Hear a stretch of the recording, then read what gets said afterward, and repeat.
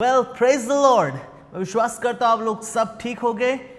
आइए हम परमेश्वर के वचनों में जाएंगे और उसका वचनों का अध्ययन करेंगे। आज का हमारा टॉपिक रहेगा द नेचुरल लाइफ, स्वाभाविक जीवन। मैंने कल आपको 3 जीवन के बारे में बताया जो परमेश्वर का वचन बात करता है, और मैं विश्वास करता हूँ आपने उन वीडियो को देखा होगा। अगर आपने नहीं देखा तो लिंक ऑलरेडी यूट्यूब में है, आप पीछे जा सकते हो, उस वीडियो को देख सकते हो, और उसके बाद में इस वीडियो में जो बातें मैं कह रहा हूँ उसको आप और भी भली बातें समझ सकते हो। 3 जीवन के बारे में बात किया। मैंने बात किया नेचुरल लाइफ के लिए, और उसके बाद में मैंने आत्मिक जीवन जो स्पिरिचुअल लाइफ है उसके बारे में मैंने बात किया, और उसके बाद में मैंने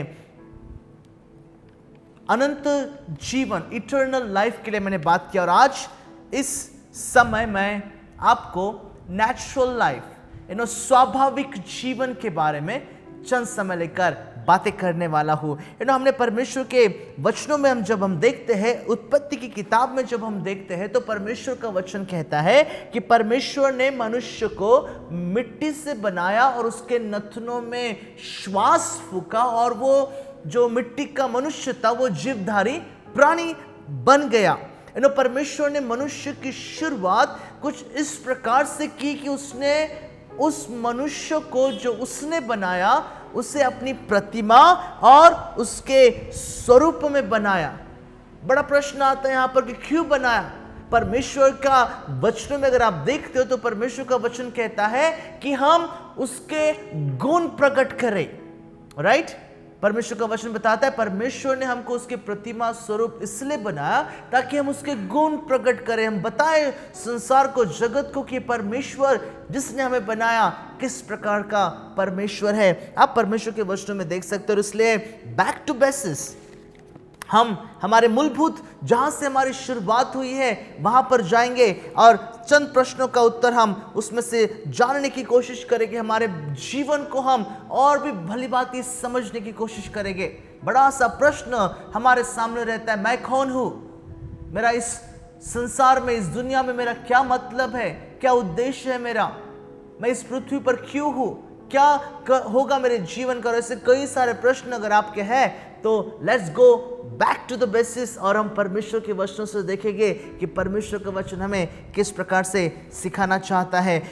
उत्पत्ति की किताब में जब हम जाते हैं तो परमेश्वर का वचन बताता है कि 6वें दिन के किसी एक समय में परमेश्वर ने मनुष्य को बनाया। उससे पहले परमेश्वर ने 3 प्रकार के जीवों को बनाया। परमेश्वर के वचनों में लिखा है इस प्रकार से कि परमेश्वर ने उड़ने वाले और रेंगने वाले प्राणियों को बनाया, उनमें जीव था। परमेश्वर ने पृथ्वी के ऊपर के वन पशुओं को और घरेलू पशुओं को भी बनाया, जिसमें जीव था जो चल सकते थे, और उस प्रकार से परमेश्वर ने पानी की मछलियों को बनाया। और इन सारे जीवों को बनाने के बाद में परमेश्वर ने मनुष्य की सृष्टि की। मनुष्य की सृष्टि उसने इसलिए की ताकि वचन इस प्रकार से कहता है कि हम इन सारे वस्तुओं के ऊपर, इन सारे जीवों के ऊपर अधिकार चलाए, और इन सारे बातों को परमेश्वर का वचन हमें सीखने के लिए मदद करता है।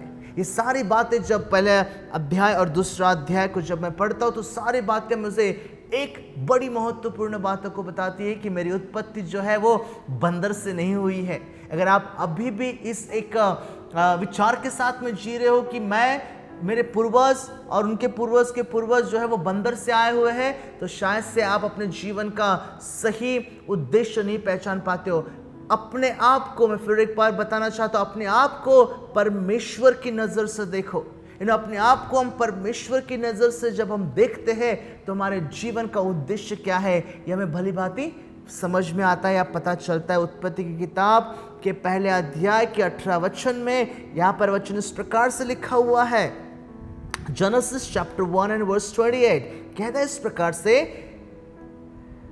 और परमेश्वर ने उनको आशीष दी और उनसे कहा, फूलो फलो और पृथ्वी में भर जाओ और उसको अपने वश में कर लो, और समुद्र की मछलियां तथा आकाश के पंछियों और पृथ्वी पर रेंगने वाले सब जंतुओं पर, लिखा है वचनों में, अधिकार चलाओ।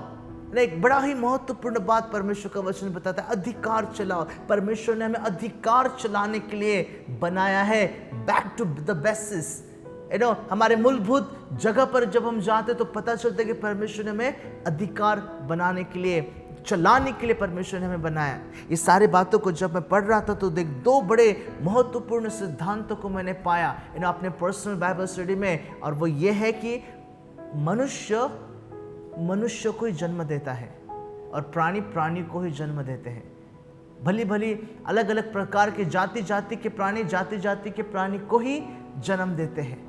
राइट, सो ये बात बड़ी महत्वपूर्ण मैंने वहाँ पर सीखा, और उसी आशीषों को आप यहाँ पर 28 अध्याय के पहले वचन 28 वचन के पहले भाग में आप यहाँ पर देखते हो। परंतु जब ये सारी बातें होती है तो परमेश्वर का वचन इससे एक बड़ी ही महत्वपूर्ण जानकारी को देता है कि ये सारी बातें जो थी बहुत समय तक नहीं चली। क्यों नहीं चली? क्योंकि परमेश्वर ने जिस मनुष्य को बनाया था, परमेश्वर ने जिनको कहा था कि तुम ये जो झाड़ है उसका फल मत खाना, ठीक है, जिस दिन खाओगे तो तुम मर जाओगे। और आदम और हवा ने शैतान के बहकावे में आकर उस झाड़ के फल को खाया। उन्होंने परमेश्वर की आज्ञाओं का उल्लंघन किया, पाप उनके जीवन में आया, और पाप तब से उनके जीवन में अधिकार चला रहा है। पाप उनके जीवन में तब से अधिकार चला रहा है। एक वचन परमेश्वर का एक बड़ा ही महत्वपूर्ण सटीक वचन है। बताना चाहता हूं कि जिस किताब से मैं आपको बता रहा हूं, ये परमेश्वर का वचन है जो स्वर्ग में स्थिर है। स्वर्ग में वो स्थिर है, वो बदलता नहीं है। आकाश और पृथ्वी टल जाएंगे वचन कहता है, पर परमेश्वर का वचन कभी नहीं टलता है। परमेश्वर का वचन जीवित है, और ये हमारा मूलभूत सिद्धांत है कि हम अपने आप को परमेश्वर की नजर से, उसके वचनों से देखने पाए। प्रेज द लॉर्ड, ए प्रभु की स्तुति हो। मैं कह रहा था कि एक वचन, राइट, वचन इस प्रकार से लिखा है, पापों की मजदूरी तो मृत्यु है। उत्पत्ति में लिखा नहीं है, वो रोमन्स की किताब में लिखा हुआ है। पर ये रोमन्स का जो वचन है, देखिए, आदि में वचन था, वचन परमेश्वर के साथ में था, वचन खुद परमेश्वर था। सो ये जो वचन जो रोमियो की किताब में लिखा है कि पाप की मजदूरी तो मृत्यु है, ये सब कुछ आदम और हवा को भी उस समय एप्लीकेबल था।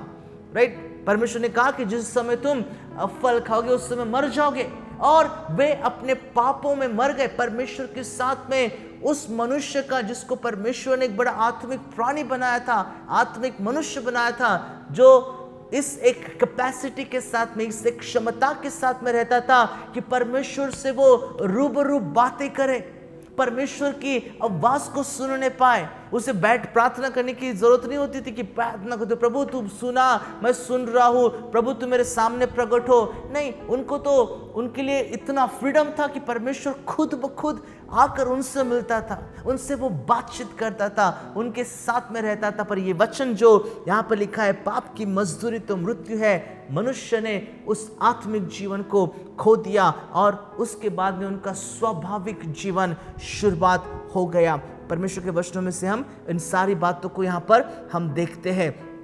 एक बड़ा ही महत्वपूर्ण बात मुझे यहाँ पर पता चली कि मनुष्य जो पहले आत्मिक जीवन जीता था, पाप करने के बाद में स्वाभाविक जीवन में आया।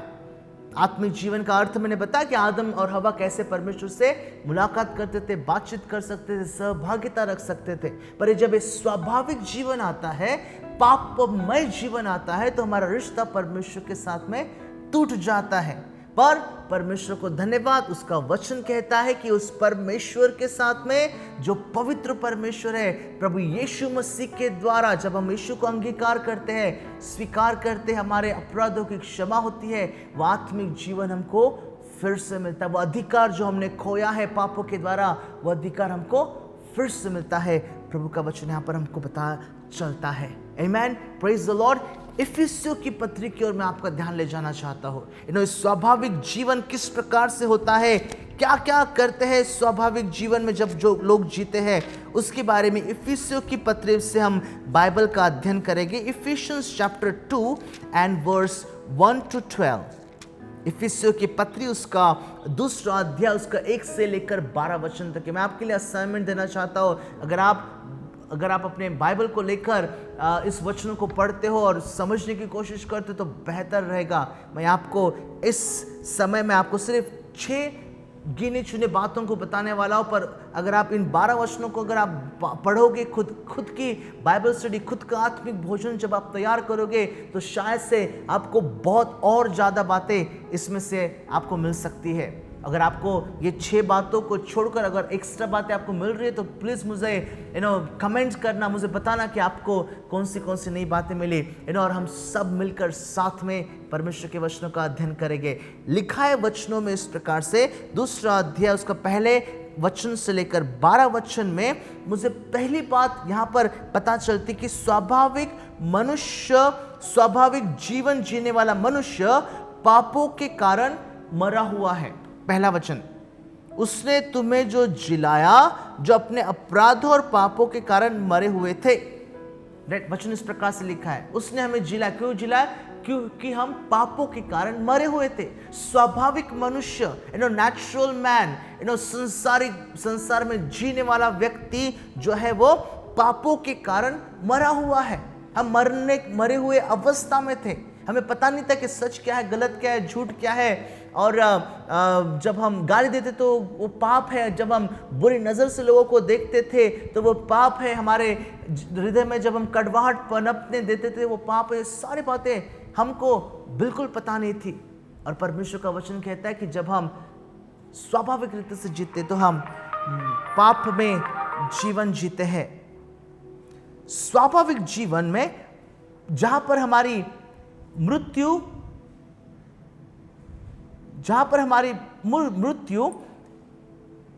हमारे प्राण निकलने से होती है। मृत्यु की बात जब आती है यहां पर, तो मैं बताना चाहता हूं कि जब हमारी शरीर में से प्राण निकलता है तो हमारी मृत्यु हो जाती है। और उसी प्रकार से हमारी आत्मिक मृत्यु होती है। आप जिंदा हो, जरूर जिंदा हो, पर आत्मिकता में मरे हो। क्यों मरे हो? क्योंकि आपका और परमेश्वर का रिश्ता दूर और दूर हो चुका है। आत्मिकता में हम परमेश्वर से दूर है। इफिसियों की पत्री के 4 अध्याय और उसके 18 वचन में, जो एक पेज फ्लिप करते हुए 18 वचन में अगर आप पढ़ते हो, यहाँ पर इफिशियंस चैप्टर 4 एंड वर्स 18 में पढ़ते हो, क्योंकि उनकी बुद्धि अंधेरी हो गई है और उस अज्ञानता के कारण जो उसमें है और उनके मन को कठोरता के कारण वे परमेश्वर के जीवन से अलग किए गए हैं। परमेश्वर का वचन कहता है अगर हम स्वाभाविक जीवन जीते हैं तो हम पापों के कारण मरे हुए हैं, प्रभु का वचन बताता है। दूसरी बड़ी महत्वपूर्ण बात, मैं विश्वास करता हूं आप लोग लिख रहे होंगे। और स्वाभाविक मनुष्य के जीवन में किस प्रकार की बातें दिखाई देती है, क्या सिम्टम दिखाई देते हैं। राइट, अगर आपने लिखा नहीं होगा तो मैं इनकरेज करूँगा कि आप अपने बाइबल के साथ में आप एक नोटबुक और एक पेन लेकर जरूर बैठिएगा और इन वचनों को आप सीखो। राइट, इन वचनों को आप सीखो, क्योंकि वचनों को अभी तो बांटा जा रहा है, पर वचन कहते हैं इस प्रकार से कि आने वाले दिनों में परमेश्वर के वचनों का फैमिन होगा। परमेश्वर के वचनों को सीखने के लिए, समझने के लिए लोग तरसेंगे इस प्रकार से। सो वचन बांटा जाता है, इसका फायदा उठाओ। पहली बात मैंने आपको बताई, स्वाभाविक जीवन जीने वाला व्यक्ति पापों के कारण मरा हुआ है। दूसरी बड़ी बहुत महत्वपूर्ण बात, स्वाभाविक जीवन जीने वाला मनुष्य संसार के तरीके के अनुसार जीता है। संसार के तरीके उसको बड़े अच्छे लगते। भजन संहिता और उसके पहले वचन में तो संसारिक व्यक्ति और परमेश्वर के वचन और उसमें लवलीन होने वाला व्यक्ति के बारे में बड़ी सुंदर सी तुलना की गई है। आप में से बहुत से लोग साम्स चैप्टर 1 को आप भली बातें जानते हो। भजन संहिता उसका पहला अध्याय में लिखा है, क्या ही धन्य है वह पुरुष जो दुष्टों की युक्ति पर नहीं चलता, पापों के मार्गों में नहीं खड़ा होता, ना ठट्ठा करने वालों की मंडली में बैठता है। ये उस एक संसारिक व्यक्ति, स्वाभाविक जीवन जीने वाले व्यक्ति के बारे में लिखा है। पर जो आत्मिक व्यक्ति, इसके बारे में लिखा है वचन, परंतु वह तो यहोवा की व्यवस्था से प्रसन्न रहता और उसकी व्यवस्था पर रात दिन। अभी तो लॉकडाउन का सिचुएशन है, राइट। हमारे पास में रात क्या दिन क्या सभी समय एक जैसे है। इस्तेमाल करो, समय का इस्तेमाल करो, परमेश्वर के उस आत्मिक बातों में बढ़ो। राइट। आत्मिक जीवन के बारे में जब मैं आपको बताऊंगा तो बहुत सी बातें वहाँ पर मैं ज़रूर आपको बताना चाहता हूँ, और वहाँ पर हम आपसे आत्मिक जीवन के बारे में और भी बेहतर तरीके से जानने की कोशिश करेंगे, राइट। सो दूसरी बात है, स्वाभाविक जीवन जीने वाला व्यक्ति जो है वो संसार के रीति से चलता है। तीसरी महत्वपूर्ण बात लिख रहे हो आप, राइट। स्वाभाविक जीवन जीने वाला मनुष्य शैतान की बातों को सुनकर जीवन चलाता है, राइट। वो परमेश्वर की बातों की ओर नहीं, सर शैतान की बातों के ऊपर। क्या हुआ जेनेसिस की किताब में, हवा ने किसकी बातों को सुनने का, किसकी आज्ञा को मानने के लिए प्राथमिकता बताई? कौन हमें हमारे जीवन में कौन हमारे जीवन में प्राथमिकता है? किसकी बातों को हम मानेंगे, किसकी बातों को हम नहीं मानेंगे? यहाँ पर हमें एक चॉइस मिलती है। यहाँ पर हम देखते हैं उत्पत्ति की किताब में कि हवा ने शैतान की बातों को माना और पाप इस जगत में आया। जिस परमेश्वर ने जिस मनुष्य को आत्मिक प्राणी बनाया था, आत्मिक जीवन दिया था, स्वाभाविक जीवन में उसका परिवर्तन हो गया। पर डरने की बात नहीं, वचन कहता है कि प्रभु यीशु मसीह में जब हम हैं तो हमें एक नई सृष्टि है। हालेलुया, हालेलुया, हम एक नई सृष्टि है, परमेश्वर का वचन बताता है। इस प्रकार से लिखा हुआ है। तीसरी महत्वपूर्ण बात बताने से पहले मैं उस शत्रु के बारे में बताना चाहता हूं जो हमारा शैतान है और वो किस प्रकार से एक्टिव है, राइट। लोग, स्वाभाविक मनुष्य में जीने वाले लोग जो है वो शैतान की बातों को सुनते हैं और उस प्रकार से जीवन जीते हैं। और इस शैतान के बारे में आपको बताना चाहता हूँ, ये जो शैतान है वो रियल है, राइट। कोई मन घड़त कहानी नहीं है। और किस प्रकार से वो काम करता है उसके बारे में भी परमेश्वर का वचन बताया गया है। 1 जॉन चैप्टर 5 एंड वर्स 19 में इस प्रकार से लिखा हुआ है। 1 जॉन चैप्टर 5 एंड वर्स 19, हम जानते हैं कि हम परमेश्वर से हैं और सारा संसार उस दुष्ट के वश में पड़ा है। हम परमेश्वर से, पर सारा संसार दुष्ट के वश में पड़ा हुआ है। वह हम पर अधिकार इसलिए चला रहा है क्योंकि हम स्वाभाविक जीवन जी रहे हैं। हमारे जीवन के साथ में वो खिलवाड़ इस प्रकार से कर पा रहा है क्योंकि हमारा स्वाभाविक जीवन जीते हैं, राइट। वंडरफुल। चौथी महत्वपूर्ण बात, स्वाभाविक जीवन जीने वाला मनुष्य आज्ञा न मानने वाला होता है। परमेश्वर की आज्ञा न मानने वाला होता है। एक बड़ा ही महत्वपूर्ण वचन मुझे मिला और जितने वचनों को मैं आपको बता रहा हूँ, आप अपने पर्सनल स्टडी में आप उसको जरूर पढ़िएगा और भी गहराई से उसका आप अध्ययन कर सकते हो। Psalms 51 and verse 5. Psalms 51 and verse 5. देख, मैं अधर्म के साथ उत्पन्न हुआ और पाप के साथ अपनी माता के गर्भ में पड़ा। मैं आज्ञा क्यों नहीं मानता हूं? मेरे बेटे को मैं जब कहता हूं कि ये काम कर, वो काम कर, तो वो कहता है कि मैं नहीं करूंगा। मैं उसको सिखाया कि मेरी आज्ञा को मत माने। मैंने उसको सिखाया कि तू झूठ बोल या तू चोरी कर या उस प्रकार का जीवन जी नहीं। ये हमारे खुद के स्वभाव में है। हमारे स्वाभाविक स्वभाव में ये सारे बातें इंक्लूडेड है। क्यों इंक्लूडेड है? क्योंकि हमारे माता के गर्भ से जब हम बाहर निकले तब से हम अधर्म के साथ में है, तब से हम पापों के साथ में है, तब से हम स्वाभाविक जीवन इसी प्रकार से जी रहे हैं। और इसका असर हमारे जीवन के ऊपर आपने अब तक के बहुत बार देखा होगा। मैंने अपने जीवन में स्वाभाविक जीवन जीने का असर देखा है। हम गाली देते, चोरी करते, झूठ बोलते हैं, झगड़ा करते, ईर्ष्या रखते हैं, व्यभिचार करते हैं और कई सारे ऐसे पापों में हमारा जीवन जीते हैं जो जीवन परमेश्वर हमसे कभी भी नहीं चाहता है। क्यों परमेश्वर ने आपको बनाया? मैंने आपको प्रश्न दिया था कल कि इस प्रश्न का उत्तर दो। क्यों परमेश्वर ने आपको बनाया? क्योंकि उसके गुण धर्म को आप प्रकट करो। आगे बढ़ना चाहता हूं। पांचवी महत्वपूर्ण बात, स्वाभाविक जीवन जीने वाला मनुष्य क्रोध की संतान कहलाता है।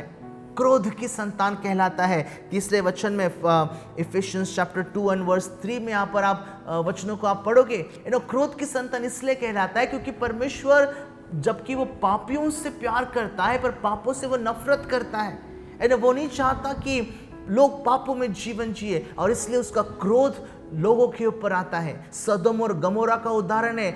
वहां के लोगों के विचारों में जो विचार आते थे, मनों में विचार आते तो पापों के प्रति थे और उनके कृति में ही वो इतने विचारों में इतनी गंदी बातें करते थे। जब वो कृति में आती थी तो कुछ और ही बात हो जाती थी। मनुष्य मनुष्य के साथ में रिश्ता, औरत औरत के साथ में रिश्ता, लड़की लड़की के साथ में, लड़का लड़के के साथ में रिश्ता रखते थे।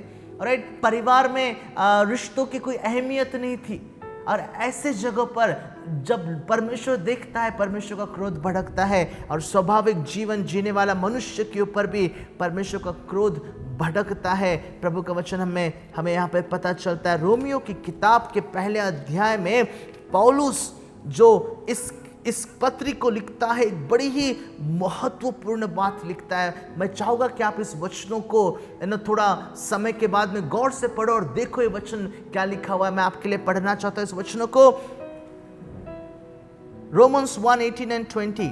परमेश्वर का क्रोध तो उन लोगों की सब अभक्ति और अधर्म पर स्वर्ग से प्रकट होता है जो सत्य को अधर्म से दबाए रखते हैं, इसलिए कि परमेश्वर के विषय का ज्ञान उनके मनों में प्रकट है, क्योंकि परमेश्वर उन पर प्रकट किया है। उनके अनदेखे गुण अर्थात उनकी सनातन सामर्थ्य और परमेश्वरत्व जगत की सृष्टि के समय से उनके कामों के द्वारा दिखने में आते हैं, यहाँ तक कि वे निरुत्तर है। परमेश्वर का क्रोध जब लोग पापों में जीवन जीते हैं, परमेश्वर का क्रोध आता है। प्रभु को धन्यवाद, क्योंकि परमेश्वर हम पर अनुग्रह के ऊपर अनुग्रह करने वाला परमेश्वर है। इसलिए वचन कहता है पापों से मुंह मोड़ लो और पवित्रता का जीवन जियो। वचनों में इस प्रकार से लिखा है। छठवीं और आखिरी बात, स्वाभाविक जीवन जीने वाला मनुष्य मसीह से अलग रहता है, अलग हो जाता है, आशा रहित हो जाता है, परमेश्वर रहित हो जाता है। उसके जीवन में कोई उद्देश्य रहित हो जाता है। नहीं, शब्द सही है, उद्देश्य रहित हो जाता है। अगर आप अपने जीवन में उद्देश्य ढूंढ रहे हो, अगर आप अपने जीवन में सही ट्रैक पर आना चाहते हो, अगर आप अपने जीवन को सही मायने से देखना चाहते हो, अगर आप अपने जीवन में सही मायने से आशीषों को पाना चाहते हो, अगर आप अपने जीवन में सही प्रकार की शांति और अनुग्रह और कृपा और आशा मिलना चाहिए आपको अपने जीवन के लिए, तो अगर कोई रास्ता है तो परमेश्वर का वचन उस एक स्टेटमेंट को कहता है, मार्ग सत्य और जीवन मैं ही हूं। प्रभु यीशु मसीह इस प्रकार से कहता है। आमेन, प्रेज द लॉर्ड। प्रभु आपको आशीष करे। आज के जो बाइबल स्टडी जो हमने इस समय किया है, उसमें क्या टॉपिक था हमारा आज? नेचुरल लाइफ, दूसरे शब्दों में स्वाभाविक जीवन। राइट, मैं चाहूंगा कि आप अपने जीवन को इवैल्यूएट करो। ठीक है, आप अपने जीवन को परखो और जांचो और देखो कि कौन सा ऐसा क्षेत्र है जिस पर आप प्रभुता नहीं पा रहे हो। शायद से वो एडिक्शन हो सकता है, शायद से वो पोर्नोग्राफी हो सकती है, शायद से ये व्यभिचार की बातें हो सकती है, शायद से आप रिश्तों को मजबूत होते हुए खुद नहीं देखना चाहते हो, शायद से कोई अनफॉरगिवनेस हो सकती है। आप देखो कि आप स्वाभाविक जीवन जी रहे हो या नहीं। अगर आप नहीं जी रहे हो प्रभु की स्तुति पर, अगर आप स्वाभाविक जीवनों में संसार के रीति से जीवन जी रहे हो, तो आपको परमेश्वर से क्षमा पूछने की जरूरत है। और वचन कहता है कि वह हमें क्षमा करने वाला परमेश्वर है। प्रभु आपको आशीष करे। आइए हम प्रार्थना करेंगे। पिता परमेश्वर, हम आपको धन्यवाद देते हैं इस समय के लिए। प्रभु आपके वचनों में और भी बढ़ने के लिए सहायता करना, और हम आपको धन्यवाद देते हैं क्योंकि परमेश्वर आपका वचन पवित्र है, दोधारी तलवार से भी तीक्ष्ण है, और जिस कानों ने प्रभु इस वचन को सुना है, प्रभु आप उनसे आपके वचनों के द्वारा बातचीत करना, हमें प्रभु आपके वचनों में बढ़ने के लिए मदद करना। धन्यवाद देते प्रार्थना को सुना, और यीशु के नाम से हम प्रार्थना मांगते हैं। आमीन, आमीन, आमीन। कल मैं जब आऊँगा तो मैं आपको आत्मिक जीवन के बारे में बताऊँगा, और आत्मिक जीवन में जो अलग अलग पहले उसके ऊपर हम ज़्यादा समय बिताएंगे। सो 2 दिन की बाइबल स्टडी और रहेगी, जहाँ पर मैं आपको आत्मिक जीवन के बारे में ज़्यादा सिखाने वाला हूँ। राइट, सो मैं चाहूँगा कि आप मेरे साथ में ट्यून हो जाइए, और हम प्रभु के वचनों में से सीखेंगे, और इस प्रकार से प्रभु हमें उसके विश्वास में बढ़ाए। Thank you for listening to me and God bless you.